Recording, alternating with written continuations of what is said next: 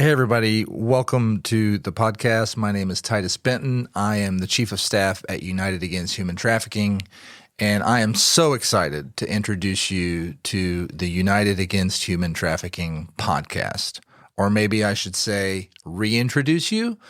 We've had a ton of opportunities in the past to host conversations about our work in particular and the movement in general.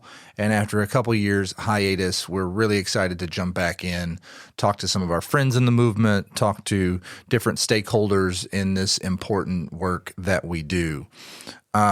We are so pumped in 2026 to reintroduce those conversations, sit down with folks that are super interesting and passionate and smart and talented, to offer up a lot of different perspectives into this work as we think about trafficking. Sometimes it's overwhelming. It's such a big subject, and we want to be able to have in-depth conversations with folks who are in it, doing it, understand it, to educate the community, to rally more people into this movement, and to make sure we unify everyone in the important work that we do.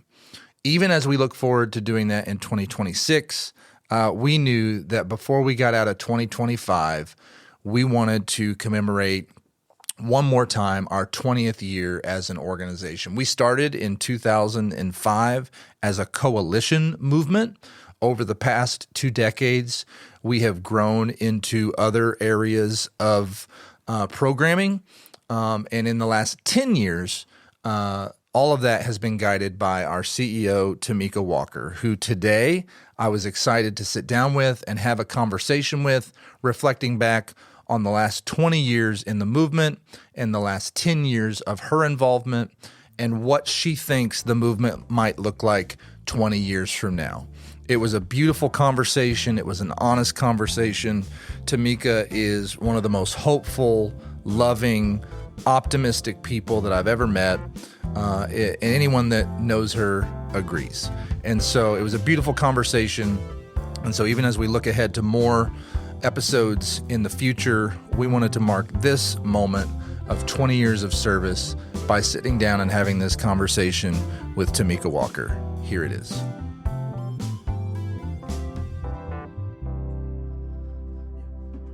Timeka, it's so awesome to be with you. Thank you for being here today as we look back on this year and the last 20 years.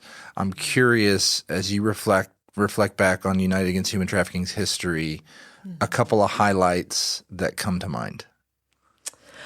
Thank you so much. I really appreciate it, Titus. For me, when I think about just the time that I've been able to, it's been an honor to serve with the organization for over 10 years now. And so when I think about the history of where we started, even before I came on board, it's just really about how we've always focused on uniting folks in the movement. As an organization, we really value that. As a human being, I value that. I think it's important to always make that center to all that we do. To make folks feel wanted, connected, seen, and heard. So at our organization, even in the beginning, I always tell the story about we had a few staff members on board when I first started back in 2015, and were able to really find ways to go out in the community and love on people. I think back then, as I've shared before, in opportunities to really kind of engage and talk about the organization, that, at times the movement was fractured. People were really trying to do their best, providing services and really trying to understand exactly what was happening in the movement. And there had been a lot of change back then. We actually changed our name to United Against Human Trafficking to really focus on who we are as an organization. And I think other organizations are trying to find their way as well. So I think about just the unity piece about the movement. I think about really focusing on how do we elevate survivors, because back then in 2015, that my experience, that wasn't always the case. And so I think as an organization, we really pivoted and really wanted to focus on how can we be a leader in that way. And how can we really elevate the conversation around the needs of survivors. As a lead, a coalition lead, as an organization, we started as a coalition. And so we've always about a community collaboration, bringing folks together. And I think back, even in 2015 and before, we really want to center ourselves around that unity and the importance of us coming together to best serve survivors. Yeah. It's hard to believe 20 years ago when we started where the movement was then. For people who may not know, when you think about 2005, where policy was, where organizations were, where language was, how were people even thinking about trafficking back then? That's a great question.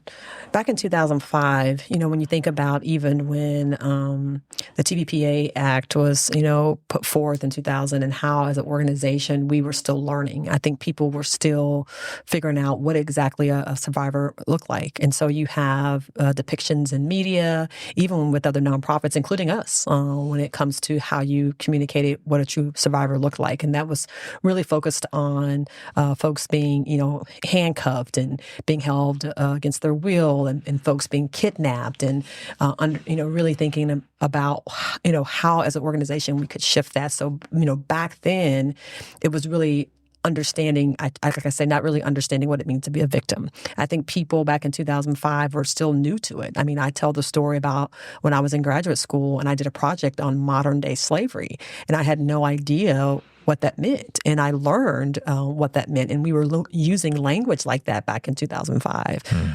And a lot of that has shifted in the 20 years that we've been doing this great work.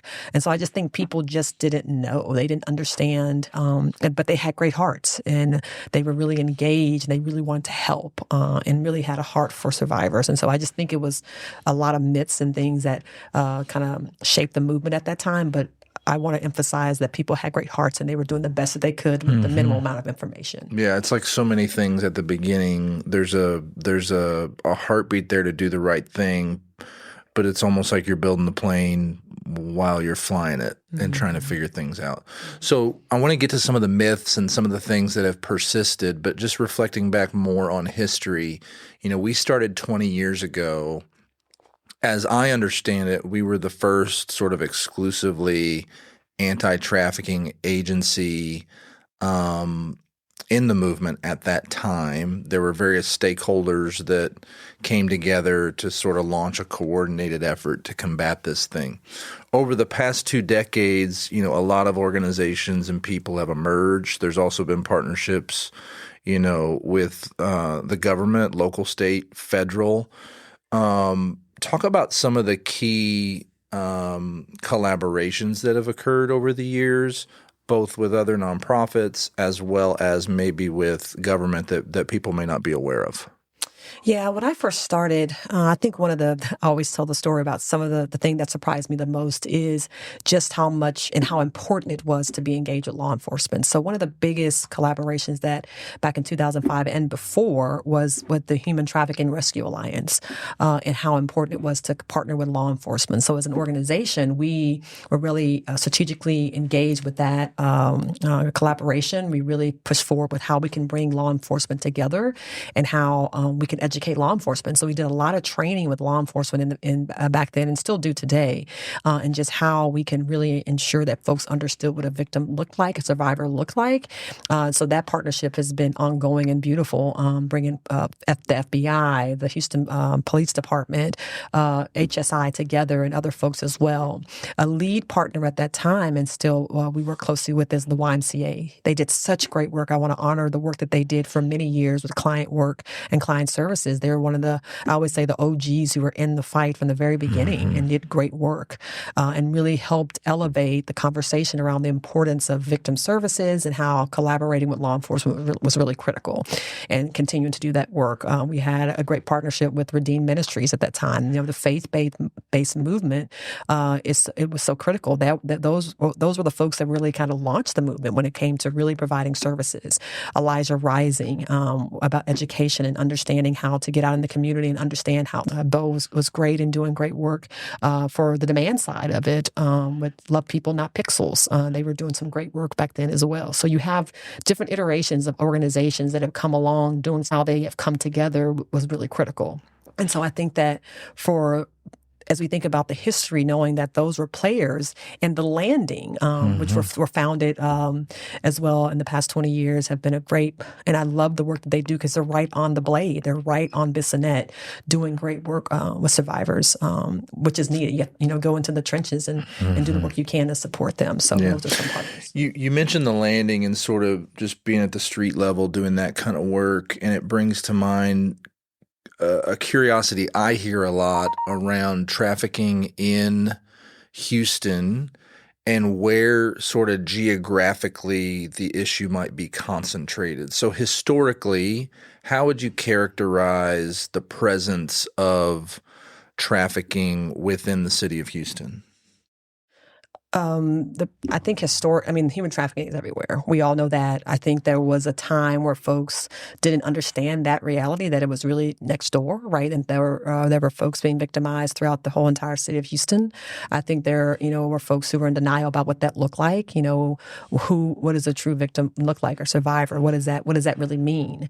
And so, when I came on board, there were a lot of concentration, of course, in the East End off of Telephone Road, where there was another track, and also, of course, Bissonnette. And so you had that as it relates to sex trafficking. We haven't even really talked about labor trafficking, right? But sex trafficking and what that looked like, and what that looked like for the movement. So I always say, certain counties didn't really want to believe that there was an issue. Houston was, clear we have a problem. It was understood, even nationally, the amount of trafficking that took place here in Houston. But there were other counties and surrounding counties who really thought it was a problem in Houston. But it was, there's trafficking in Fort Bend, there's trafficking in other areas, in Galveston, and in all areas. And so I do think that has shifted people acknowledging that there's trafficking throughout our communities. Yeah. You brought up a couple issues of language. You've used sort of interchangeably words like victim and survivor for people that may not be aware, and I remember coming into the organization 5 years ago and having to learn that language, not knowing sort of different terms and things that were taboo, that maybe were disrespectful of survivors, et cetera. Talk a little bit about over the past 20 years what we've learned collectively on just language and how to make sure we're humanizing folks, not perpetuating myths, not objectifying, and how that plays into our language when we're talking about this subject. Yeah, I think that we've done some great work shifting the language, but we still can do some work, right? I think there's still work to be done. I think that for a long time, I'm a social worker. So as a social worker, I've been doing this for 25 years or more, working with just vulnerable populations and understanding the trauma that's attached to situations that happen in folks' lives. We've all experienced situations in our own lives. And I say that we're, as a collective, we all have triggers and things that impact us. But I think the biggest thing is moving away from the victim language to the survivor language, which really was led by other survivors of human trafficking. We're not a victim. We are overcomers. Even language around wanting to use the word overcomer instead of survivor is also important. And so I think that for most client services and services in the community, we all at times have used that word. But how do you find more empowering words? And so as nonprofits, we really try to really push forward to do that. And I think the bigger piece around that as well is that how do you bring life to the situation? And so sometimes victim, there's a helplessness that's tied to that word. There's you need us to save them, the savior mentality. And as a movement, we did a lot of that at the beginning. We thought we were saviors, that we needed to go and save people and rescue them. That was even in our name before we changed it. We were Houston Rescue and Restore Coalition. And we found out that survivors of human trafficking don't need to be rescued. They're very capable of walking their path and their journey. They needed us to walk alongside them and understand what they went through and be their advocate and do whatever we can to be their intercessor as they were coming out of those situations. So that's one area. And I think also it's important to talk about the use of the word slavery. Even as an organization, we had that as a part of a lot of our marketing when I first came on board. And there were questions at our board level about the appropriateness of that. Should we continue to use the word slavery because of how it's interchanged with chattel slavery and the history, and particularly here in the South, and how that was triggering for African-American folks and what that really meant. And so a lot of that language has changed as well. But that also came from a survivor perspective and how they really talked to us about what that felt like for them when it comes to the use of that language. So you've mentioned a couple things around language and also around some of the imagery and, even marketing, a lot of organizations' logos back in the day that either perpetuated a myth, dehumanized a population, et cetera.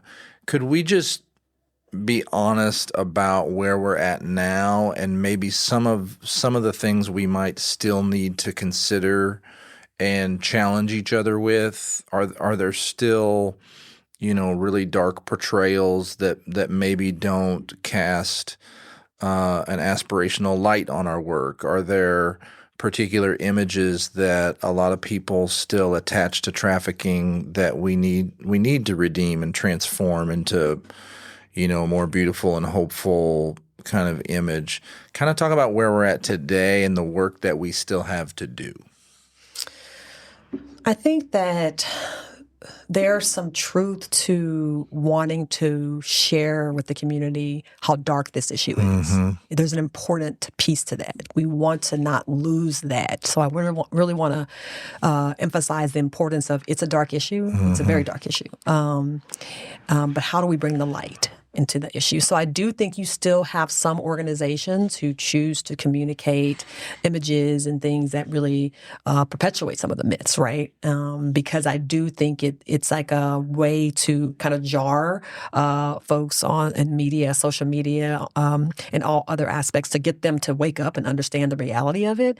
But what it does also is it doesn't help us progress as a movement, right? I always talk about how people saw domestic violence in the 70s and 80s, and how it was something that was over there at somebody's house, and it's none of your business, all of that, and how that movement has really grown, particularly here in Houston with Houston Area Women's Center and the great work that they do, and how it's elevated to understand what does it truly mean to be a survivor of domestic violence, right? So I think that we're on that same path in the movement, but we still have some work to do as a movement to understand how to elevate survivors and how damaging it could be to depict survivors in that way if you're really trying to help them move forward in their life, and because that's triggering for them as well. And so understanding that how do you make sure you meet them where they are, and pictures of them in handcuffs or being held down, all that, which is not the reality of, I mean, that does happen here and there, but that is not what keeps a victim in an unfortunate situation that they're in. The survivors really talk about that reality as well. Yeah. We've mentioned myths a few times. For people who maybe aren't in the movement, have Googled trafficking, found this podcast, and all this is pretty new. What would you say are some myths that, popular media, maybe political rhetoric, people who maybe aren't as studied on this subject, they might get stuck in, and then what are the realities to kind of counteract those common myths? I think the myths that come to mind as you were asking the question that are kind of at the forefront is what a victim looks like. What are survivors? What is that experience for them? And I think at times there are demographics that are perpetuated that are just not the reality as it relates to statistics. And so I think that what I would like to continue to emphasize and what I talk with our team and the movement as a whole is to really understand that anyone can be a survivor of human trafficking. There are many cases where folks have been elevated and shared their story that they were had a regular job and were actually trafficked by their boyfriend, right? They were living in suburbia and were trafficked by one of their friends at school, right? They are in certain situations when it comes to sex trafficking, labor trafficking, where they came here legally. That's one of the biggest myths, is that survivors of human trafficking here in Houston that are labor trafficking survivors, that they came to the country legally. There's this whole talk around immigration. Most folks come here with their papers, come here legally to work, and when they come here, they are trafficked, right? Their papers are taken from them. They are put in a situation where debt bondage becomes a reality. They have to pay their way out of whatever they're experiencing. So I think around that, it's key to understand that everyone can experience someone who's been a survivor, and it's in all neighborhoods and all demographics. And I would love to reiterate the LGBTQI community, if we have a chance to talk about that reality and how so many folks are vulnerable to trafficking foster kids, and what those myths do to not help them get elevated out of their situation. Yeah, I do want to talk about those vulnerable groups, because I think there's so much, even over the last 2 decades, that has changed in our understanding of how all of that kind of has intersectionality. But you also have mentioned labor trafficking a couple of times, and I'm sure there are folks who are wondering maybe the technical distinctions between labor and sex trafficking. So let's back up a step and maybe first of all just give everyone our working definition of what trafficking is at this point in the movement. I think to simplify it, because there are many definitions out there, I always, when I'm talking to friends, family members, other folks, to kind of give them a general understanding, it's about exploitation.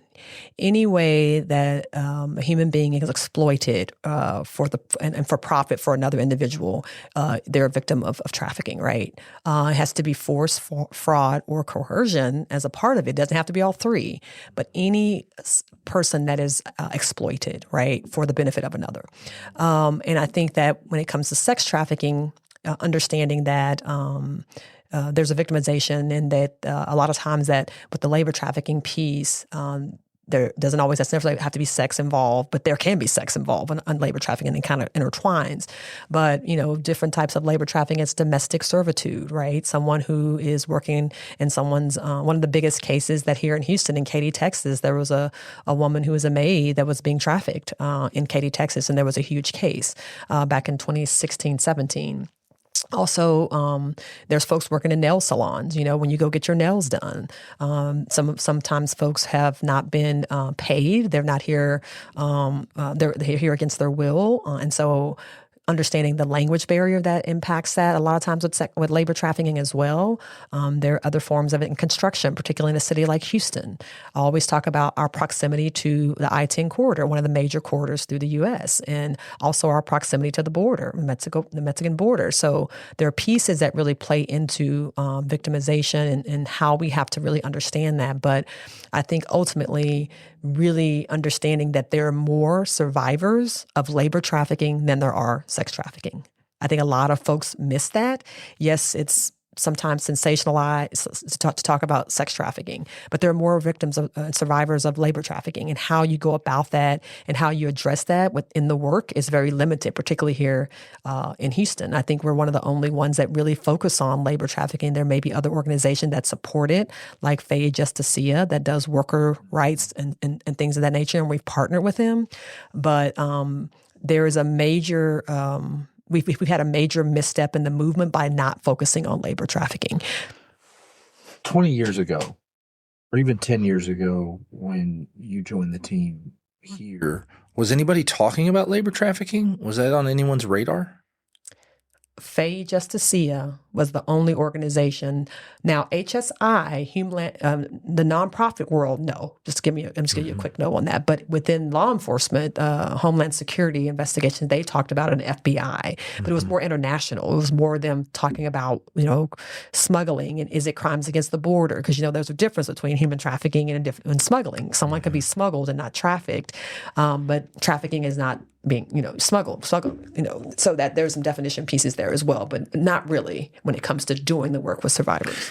Am I right that trafficking is a crime against a person and smuggling is a crime against a border? Is that how we talk about it? Absolutely. Okay, I've learned a little bit in 5 years. I'm getting there. A little bit, a lot. You are officially an expert. Okay, so you came onto the scene 10 years ago. So you've got a decade in the movement. There is a lot that's happened in the last 10 years with our organization. We've talked so far a lot about the movement, but as we sit here at the end of our 20th year and kind of mark that moment of all the collaboration, of all the growth, of all the challenges and struggles, in the decade that you've spent with United Against Human Trafficking, as you think about our organization, what are some things this year that you've really reflected back on and celebrated and appreciated about our unique contribution to the movement and how we've helped lead and shape this work? When I think back, I will tell you what just came into mind. I think back to our offices. I think back to being in a closet. That was my office when we first started the closet, real talk. That was, and the Sisters of Charity, who I love dearly, provided support to us to have an office and donate that office space to us. And so I think back to the people, the people who were there along the way, the people who really had our back, right? Because when you're a smaller organization and you're trying to come up and you're building, and all the people who came before me, there was great work done before me. Maria Trujillo was awesome. She was the ED before me when it comes to putting us out there and making sure that people knew we were the first organization really to do billboard campaigns. That was Maria doing that great work to put the messaging out there. I want to honor her and the board members that were here from the very beginning. But I think that for us, and what I get really tender about is that we really have impacted the importance of bringing people together and loving on one another. This is not a competition. We are all here for the purpose to best serve survivors of human trafficking. And as an organization, I'm so proud that we have stayed true to that work throughout the entire time that I know that I've been here. We have proud moments around just how we've elevated diversity, equity, and inclusion. A lot of organizations weren't doing that back then, and they still not doing it for real right now. And it's so important because of the current climate and just in general, you have to be inclusive. There's survivors that look like everyone that's just walking around the world today. So in order for survivors to feel safe, you have to make sure they can be seen and that they're around people who look like them, that have experiences like them. So I think as an organization, we have really been the leader in that, and we continue to lead in that way. And I'm proud of the fact that we were able to do that. And for an organization that has been led by two women of color, right? In our entire 20 years, we had a woman of color, a Latino woman, and y'all know I'm African-American, right? Okay, so if y'all not looking right now, I am. So with that being said, there's a certain way in which you lean into the work when you come from a shared lived experience from a vulnerable population. And I think that has been in the DNA of the organization from the very beginning. And with our board as well, I want to really give them props. Wendy Fong was a tremendous board member who really shifted the importance of diversifying our board. And we're one of the organizations that really started to do that and really ensuring that there was different demographics, different beliefs, all of that to make sure that we can encompass what survivors need. So of course, I'm proud of the fact that we got money and our budget has grown, significantly since we first started. We've done some great work bringing major volunteers, and donors who really believe in our work. So we've done a lot of business too. We weren't just trying to, love on people. This is a business. And if you want to be here for another 20 years, you have to function as a business. And I think sometimes that is lost in the nonprofit sector. So I hope that answered your question. Totally. Okay. It totally did. Okay. When we talk about diversity, equity, and inclusion, it brings to mind, that there have been many challenges over the last 20 years, over the last 10 years that you've been here. When you state the mission that we're really about uniting the movement, what have been some maybe cultural moments, whether those were global, or whether they were really hyper local, that were challenges and threats to that mission? And how do we overcome them? Yeah, that's really good. I think one of the biggest moments in our history was in 2020 in the murder of George Floyd, and how the world galvanized, not just America, not just Houston, galvanized around the importance of every human life, right? The importance of how we have to honor every human life. And whatever your belief system is, whatever you think about what happened, I was proud of the way that the movement responded at that time. People came together. People wanted to talk about difficult conversations around race relations, around different communities, and how we can find commonality, right? And I think as an organization, we still remember, and I know I do, those moments. Don't forget those moments, because I think that moment in 2020 has been lost. So we're in 2025, and it's a very different world than it was back then. So I think as an organization, we pay homage to the people that came before us, and we acknowledge the cultural things that have really impacted the work that we do, and continue to remember. Because if you, as you know, forget your past, you're just going to repeat it, right? You're just going to repeat it. So those pieces and some of the pieces around understanding the importance of bringing men in the movement, how the importance of men, the voice of men, because we need guys to really walk alongside us to do this great work. There are many people out there who don't get to see the great work that men like yourself are doing in the movement. And I think that has shifted too. More men are coming alongside us because we need it. We need people, particularly because most survivors of human trafficking, particularly sex trafficking, are women. And they need to see powerful men. And when I say powerful in the way that they understand the survivor's story, powerful in the way that they really want to engage and love on survivors in a positive way. Because a lot of survivors haven't had positive men in their life, and haven't had men who cared for them in a way and saw them, for them to be seen beyond what their body can provide to them. And so I think that is something I see shifting, and I pray that we continue to move in that direction where more men are engaged. The challenge around George Floyd's murder was also set in the backdrop of COVID. We were also in an election year. You'd been here about 5 years at that point. You've been here about 5 years since. So it's interesting to me that there's a before all that and there's an after. Talk a little bit about, maybe how COVID has shifted our work, and maybe even how the political climate has shifted our work, and how have you managed to lead from a position of strength and unity to continue this work without kind of falling prey to what we've seen in so many other sectors of division and strife and hostility? Well, I'll start with what my mama and my dad believe. My mama really emphasizes it, like, you're not better than anybody, and nobody ain't better than you. Bottom line. That's the bottom line. Imagine if we all woke up that day, every day, thinking that. And so for me, as a leader in the movement, and also just as a woman and as a social worker and just a human, I always try to find commonality, and I always try to find a way to how do we ascend that? How do we rise above that? Right? How do we find the pieces that are alike?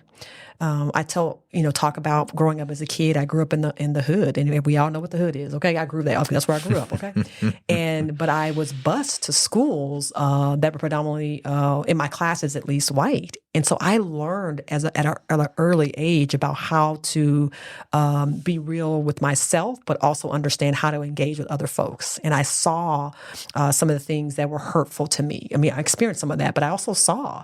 But what I learned through all of that time of me experiencing people of different faiths, people of different experiences, that we all just trying to be loved and seen. We all just want to be accepted, right? So before, with COVID and all of that, I think the world, people have gone so insular, and it's all about what's going on with me. It's all about what I think about something. You have it happening we're in the middle of the holidays now, and people are afraid to go home to be with their families because what kind of conversation is going to happen around politics or religion or whatever. And so what I've tried to do is find out how we can continue to connect on that human level and what is our common goal, which is for us all to live in a space that's free and for us to all feel seen and heard. I think in the movement, there has been some retraction around, and this is just at other nonprofits as well, around the stance that we take on certain things, because there are realistic funding ramifications if you do. There are people who have lost funding. We've lost funding, other organizations, because of just where the current climate is. There's a lot of happening in the world. There's a lot of funding cuts happening at the federal level. But we have had to be creative, and I've had to be creative with the support of our board to stand true to who we are, but still be able to push forward with our mission. And luckily, we've been able to continue to do that. And so what it says to me as a leader is another saying, because I love a good quote: if you fall for one thing, you're going to fall for everything. So you got to stand. And in the midst of all of it, as an organization, we've always just stood, and things work themselves out, right? But if you compromise yourself and you shift and follow, and as I say, organizations have done this even before COVID, you run after the dollars instead of what your heart is and what you're about, you're going to lose your vision of who you are as an organization. So I've tried to make sure we maintain that with our team members as well as with our board, that we will continue to stand for survivors. You've mentioned the challenges around funding a couple of times. And anyone who listens to this that's involved in the nonprofit sector knows that this has been a tough year. You've also talked about how we've grown over the last 20 years. And in your 10 years, you know, this is all public. Our operating budget is up almost 10 times what it was, probably 8 times what it was. That's a good math when you got here. And, our staff has grown. Our physical space has grown. There's a leadership lesson in there combined with what you were just sharing about values and conviction that speaks to how we've been able as an organization to shift and grow over the past decade. There've got to be a couple of moments that you knew when they were happening were kind of seminal moments where there was a risk you needed to take or a decision you needed to make. I just got chills. Talk about one or two of those, like just moments where you knew the movement was worth kind of sticking your neck out on the line and being exposed and vulnerable because of the seat that you sit in, and how you got people to join you in that. There have been some recent moments because of the year that we're in. But when I think back to historical moments, I remember back in 2017 when we had a partner organization that was doing programming a certain kind of way, right? And I didn't think it was conducive to best support survivors. There's a way in which you have to engage with survivors. And a lot of organizations didn't have social workers. Yes, I'm a little biased because I'm a social worker, but they didn't have folks who really understood trauma-informed care, didn't understand what it means to meet a survivor where they are.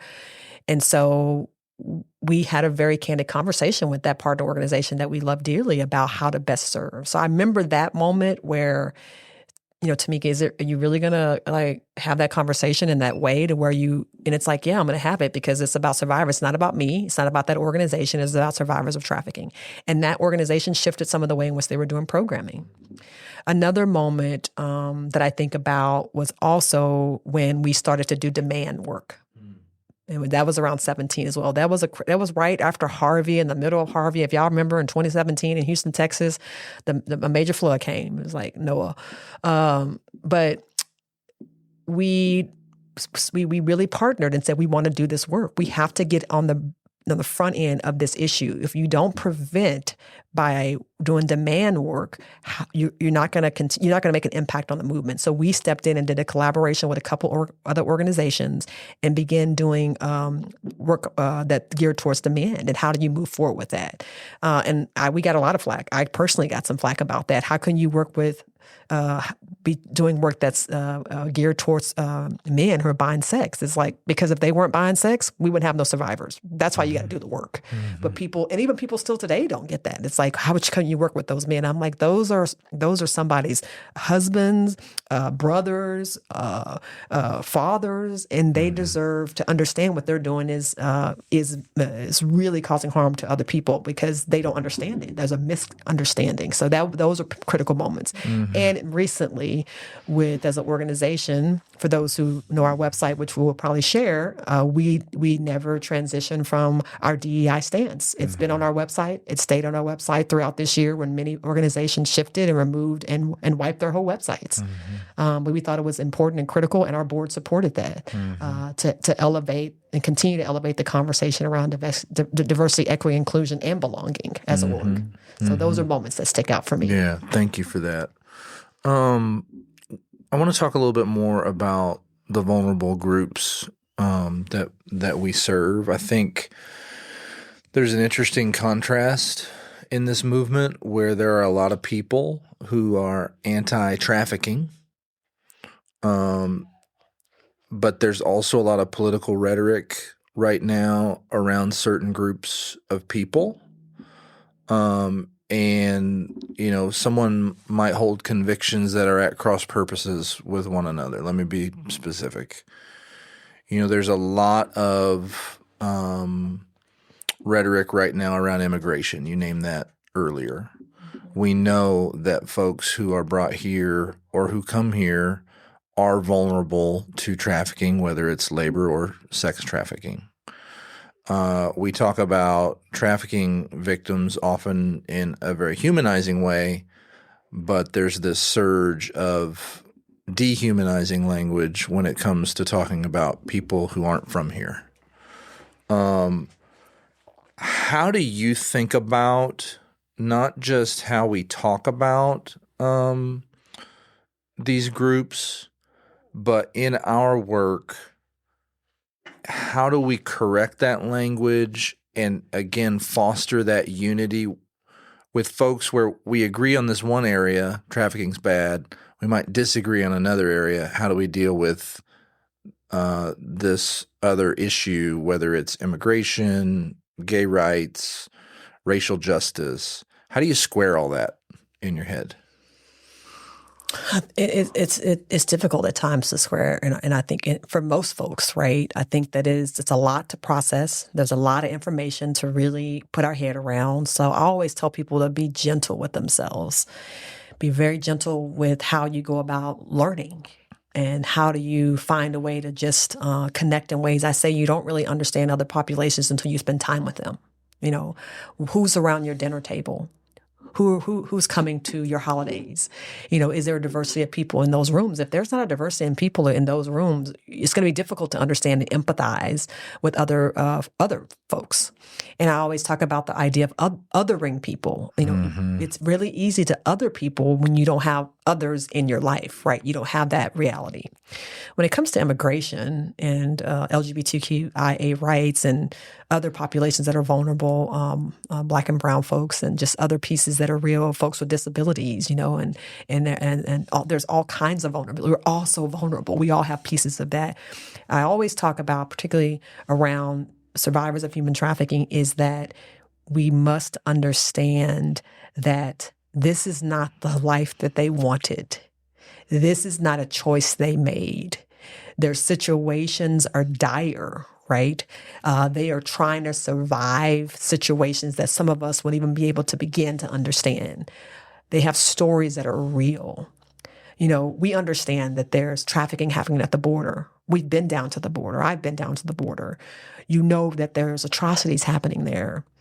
They're humans. Yes, we have to talk about what's happening and folks coming illegally and all those things are real, right? Mm-hmm.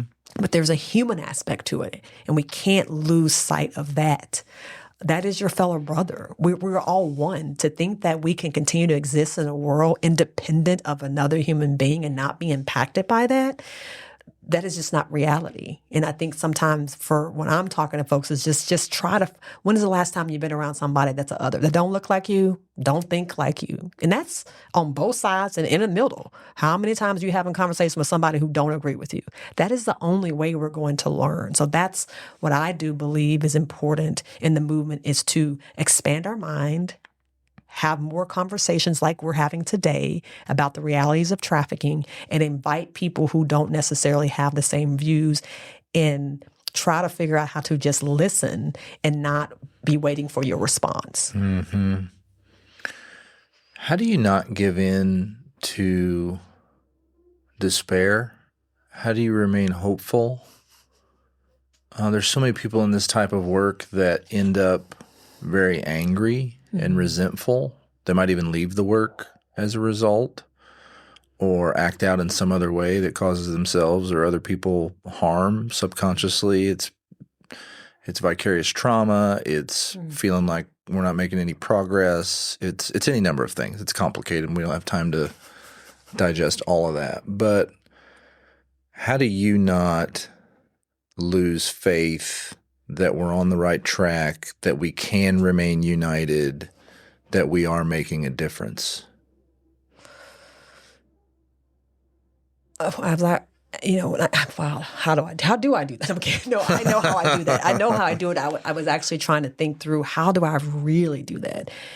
And it's my faith. I rely deeply on my faith. I pray a lot.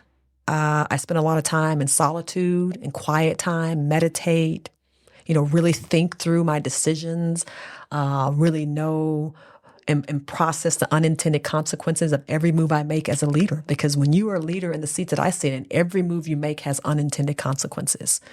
But I do know, and I do believe that as a leader, if you have the right people in your circle, you don't want everybody in your circle. My daddy told me a long time ago, baby, when I was graduating high school, he said, a lucky man is a man that can count the number of friends he has on one hand. And most people don't have that. So who are your 2 or 3 people that are your ride or die regardless, who know the heart of who you are and can help you through those tough times? And what I've done is lean on those people and ask for guidance. What do you think? Because it's not about me. How do I make this right decision? So the way, even beyond my processes and my practice and how I know that there's always someone that is dealing with something 20, 30, 100 times worse than I'm dealing with. And primarily what comes to mind is survivors of human trafficking. So if I want to sit in a place of despair and can't get over myself, I need to look in a mirror and understand what survivors are going through every day. And that's what gets me up every day, why I make a choice every day to do this work, because I can make a different choice. And what makes it easier is knowing that there's another survivor out there that may need the work that we're doing to help them overcome and push forward in their life, truly. You're talking there a lot about perspective, and I wanted to end our conversation with a couple questions about perspective. This has been a good year. We're sitting here, it's mid-December. We looked forward to our 20th year for a long time. We've just flown through it. No. There have been some challenges, which you've named, but there's also been some moments of beautiful celebration. Talk to me your perspective on this year, what it has meant for the agency, and the ways that we've been able to celebrate and kind of mark the moment. It's been beautiful. It's been beautiful. Okay, y'all out there, I'm smiling. If I know we're going to try to do a video, it's been beautiful. I say that because we're still standing. This year, I'm getting a little happy, but we are still standing. And I say that and I mean that. And we're still doing the work in a way to which we haven't compromised ourselves. So what I believe is important is to celebrate. We just had a coalition meeting and we had all of our partners come together and we spent quality time at a second cup and one of our the people that were there gave little gifts, and one of the things that I saw was this thing that said peace. And it was a little plaque that talked about the importance of peace. And it was so refreshing to me because I do feel like we have peace even when turmoil comes our way as an organization, we find a way to just find a place of peace.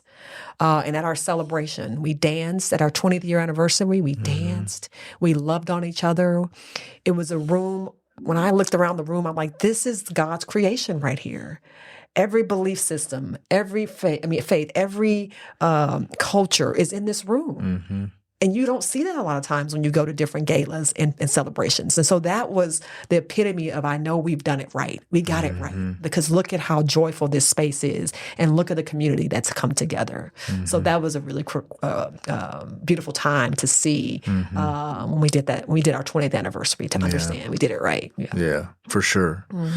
And then what about your perspective on the next 20 years? If you could look into your crystal ball and it's 2045, where do you think the movement's going to be? How do you think we will have changed? In the next 25 years, if we stay together, if we unify, I believe that the next generation that's coming up are really going to take it to the next level. And what I mean by that, there's such an energy with Gen Z and the folks who are coming, and the millennials, even some of it's coming through because there's so much excitement. They have so much more information than I had even 10 years ago. It's right at their fingertips of how to impact change. So I see the movement getting more sophisticated.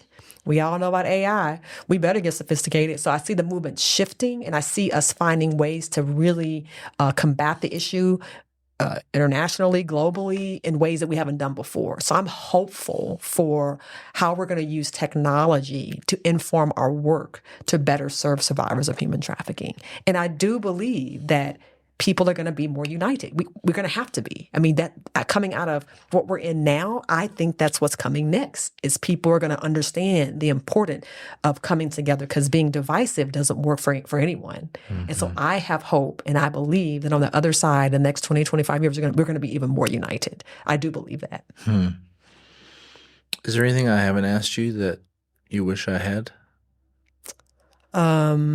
No, I think that no, I don't think there's anything that, because we hit on some of the pieces that are critical. I think that what I would love to leave the audience with is the importance of really digging deep into our being in the next year to 2 years and loving on each other. Even if you don't want to, even if it doesn't feel, even to the most prickly people, because those are the ones that you love on the most, because you prickly to somebody too. That's what I say. They're prickly, but you're somebody thinks you're prickly. So how do you find a way to love on one another and lean into that, and know that as you breathe through all your experiences, there's something on the other side, and not to lose hope, and understand that as you elevate and ascend beyond the muck and the mire down here, you are able to bring light into the darkness. And as an organization, that's what we want to do. So continue to elevate as a community. Continue to understand that we're all connected. It's a great place to land, and it reminds us that 20 years ago in a garage, there was a handful of people that thought the same exact thing, so that spirit still exists in you and your leadership and so many of our friends in the movement.